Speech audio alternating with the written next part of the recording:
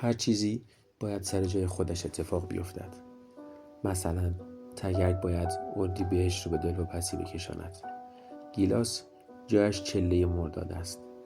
برگ‌ها باید وسط مهر با روی زرد و نارنجی بریزن روی سنگ فرش خیابان.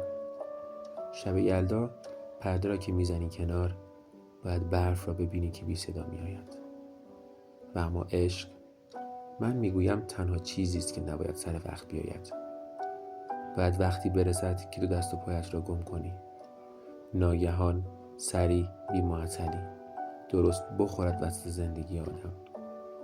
زمانی که فکر میکنی همه چیز سر جای خودش نشسته، بیاید و تمام بنیان بودنت را به هم بریزد. باید طوری عاشق بشوی که مجبور باشی تمام برنامه‌های زندگیت را از اول بچینی و حتی گاهی وقتها قبول کنی که برنامه ریزی هیچ کمکی به تو نمی کند. باید رها باشی، جوری که انگار خودت هم دیگر سر جای همیشگیت نیستی.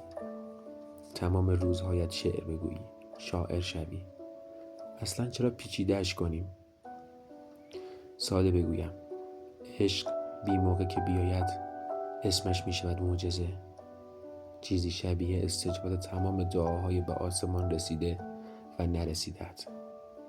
می شود حس ناب تمام آنچه که دل دیوانت یک عمر انتظارش را می کشید و تو نمی دانستی چه می خواهد. آن وقت هر زمان که چشمانه و حضور داشته باشد تو غرق در آرامش می شوی و حس حالت بهاری می شود. خود به خود عطر بهار نارنج می پیچد. گرفتی چه گفتم؟